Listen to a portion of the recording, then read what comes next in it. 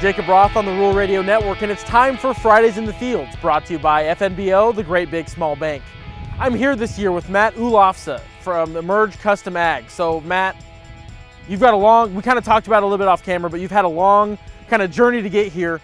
You're from South Africa originally. What kind of got you into farming, whether it's back home or like, what got you into farming in the first place? I mean, as a kid, I was always passionate about animals and crops and kind of farming. I never really had too much of an opportunity back home just because mainly big farms back at home, all family farms. I went to an agricultural high school back in South Africa and always had this dream of coming to the US and farming.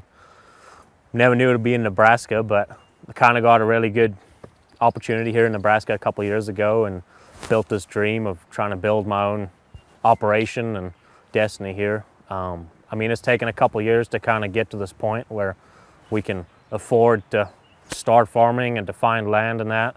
It's a little hard here in the kind of the markets as it is with all the other big farmers around here. I mean, the fight for land is pretty brutal.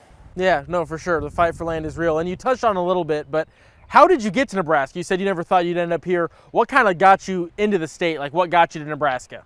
Well, so to get to the U.S., you pretty much have to go through an agency, and we went through an H-2A visa.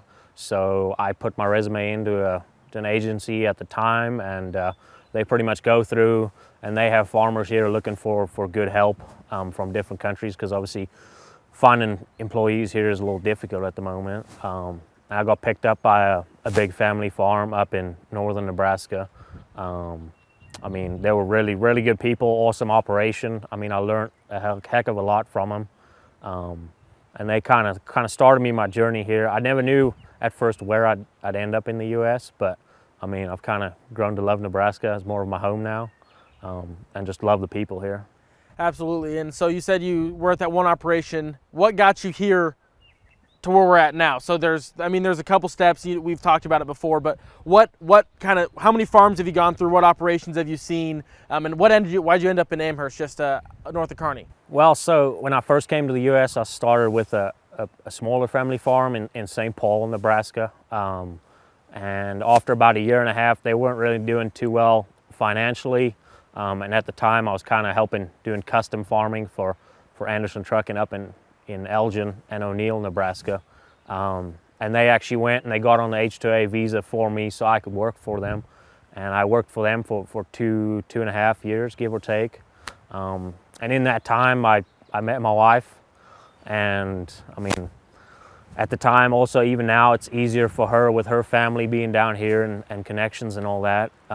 So at the end of, I think it was 2020, I decided to resign at that operation and kind of come down here and start a new path, I suppose. And I met a really great family down here that I've been helping out and kind of helped me get my feet in the door down here, kind of get to know people.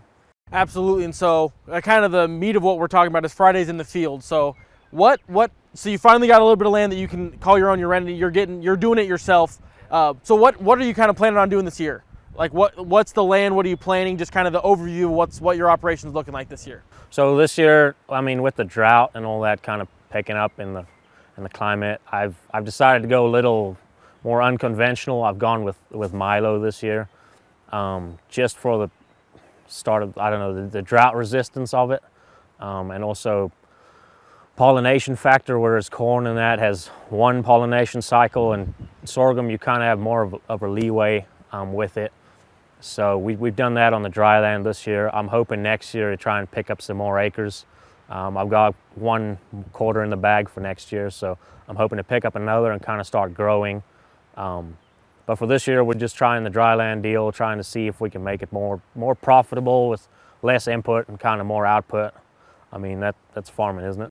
So we'll be back in about the next month and a half. Where are you hoping to be at with your crop as it's just started popping up? We were walking through the field a little bit before we started here.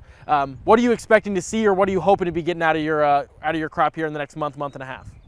I think the next 4 to 6 weeks, hopefully get up to maybe knee height or so. We'll see. Hopefully hoping to put a little side dressing on, put a little extra fertilizer just to spoon feed it along, maybe try to get a little more bushels out of it. Probably get a second round of spraying in, get that weed pressure down. I mean, we've seen a lot of weed pressure this year, especially on the bean ground, but yeah, we're hoping that she'll just pop up good and maybe we'll get a little bit of rain. And that's been Matt Oelofse from Emerge Custom Ag. I'm Jacob Roth on the Rural Radio Network, and this has been Fridays in the Fields, brought to you by FNBO, the Great Big Small Bank.